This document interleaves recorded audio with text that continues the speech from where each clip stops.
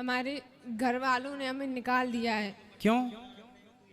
हमारी सौतेली माँ है, उन्होंने हमें निकाल दिया है, तो हम उरई के रहने वाले हैं। तो आपकी माँ सौतेली है, आपके पिताजी ने दूसरी भी शादी कर ली। हाँ। और आपकी जो माँ है वो कहाँ चली गई? वो खत्म हो गई हैं। खत्म हो गई। तो आपके कोई भाई बहन भी हैं? बड़ी बहन है, उनकी शादी हो गई है। तो वो आपकी माँ की बेटी थी, मतलब आपकी सगी बहन थी वो? हाँ। उनकी शादी हो गई। तो आपके पिताजी ने दूसरा विवाह कब कर लिया? तब आप कितने बड़े थे? लगभग 5 साल के थे। तो आपको किस तरह से परेशान करती हैं सौतेली माँ? कहीं उनने बहुत कोशिश की हमें मारने की। हम इंटर तक हमने इंटर के पेपर दिए हैं इस साल, मगर हमें मरना नहीं, इसलिए उन लोगों ने बहुत बहुत कोशिश की। कैसे मारने की कोशिश की? कहीं कुछ खाने में जहर मिलाया, कहीं तो जहर मिलाया हो तो मरना चाहती हैं आप? मगर हमने खाया नहीं। हमें बहुत से लोगों ने उनने देखा है, उनने बताया, इसलिए हमने खाया नहीं। तो हम अच्छा, जहर था भोजन में पर आपने नहीं किया, इसलिए। चलिए फिर 25 तारीख को लोगों ने हमें मारा, पीटा। और किसने मारा? मम्मी ने और पापा ने। पापा ने भी मारा? हाँ।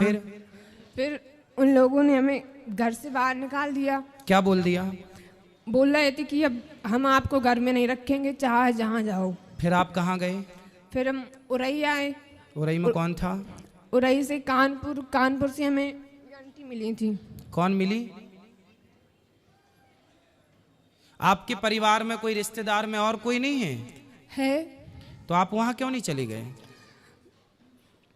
वहाँ सब कोई पहले अपनी बुआ के यहाँ गए थे, तो मम्मी बोल रही थी अगर आप रखोगी तो हम आपके खिलाफ कुछ भी कर सकते हैं। आपकी उम्र कितनी है?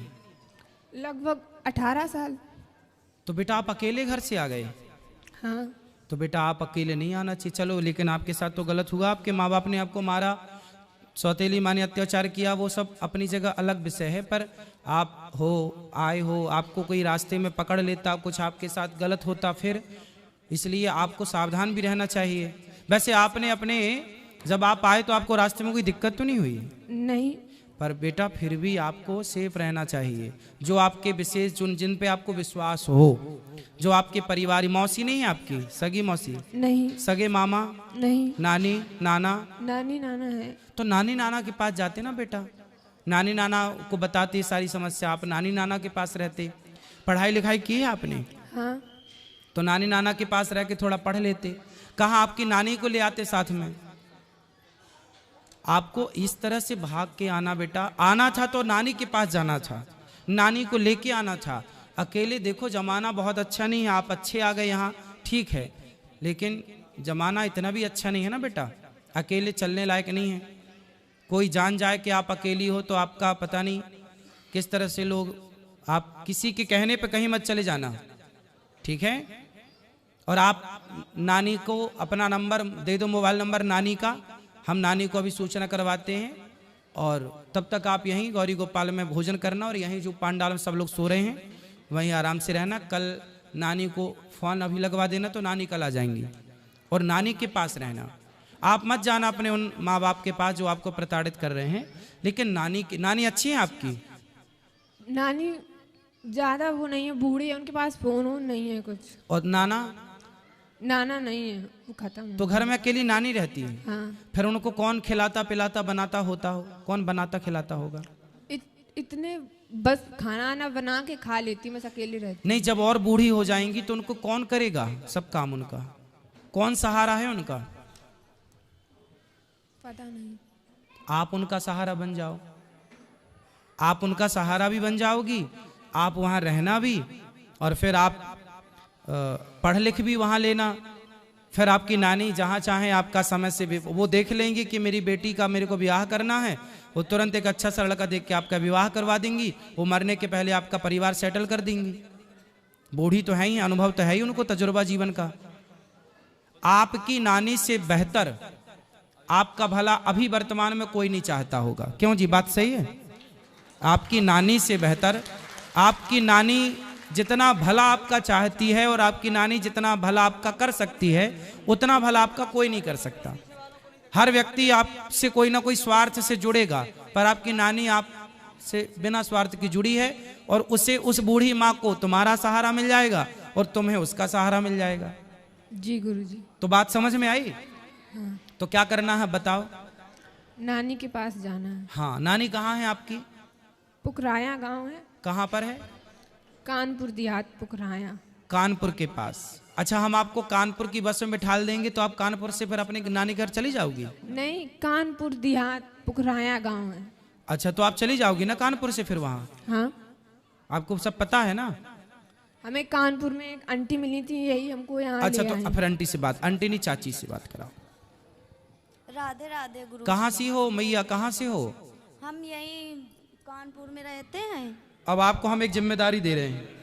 हम जिम्मेदारी हम ही इनके साथ, मतलब हम लोग 3-4 लोग परिवार सहित थे, तो ये सेंटर में हमको मिली तो हमने कहा चलो अब इनके रास्ते का किराया, भाड़ा, खाना पीना सब हम देंगे, नहीं, और हमने यहाँ तो से ये- लेके और आप इनकी नानी तक इनको पहुँचाना।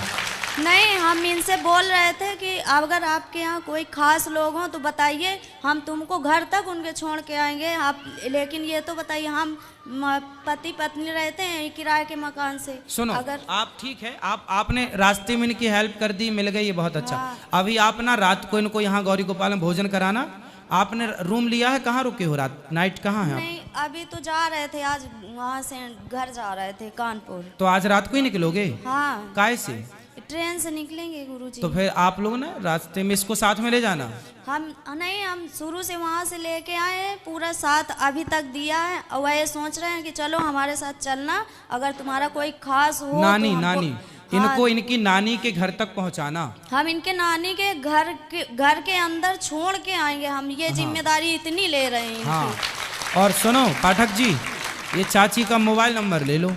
दे दिया है हमने, इनका भी ले लिया है कि नंबर अपना दे दो, तो कह रही थी हमारी सहेली ने दिया है नंबर नहीं, हमको। आप ना अपना नंबर हमें दे देना, जब ये पहुंच जाए तो हमें एक फोन लगा देना कि बेटी पहुंच गई, तो हमें थोड़ा तसल्ली हो जाएगी कि हाँ पहुंच गई। ठीक, धन्यवाद गुरु। ठीक है?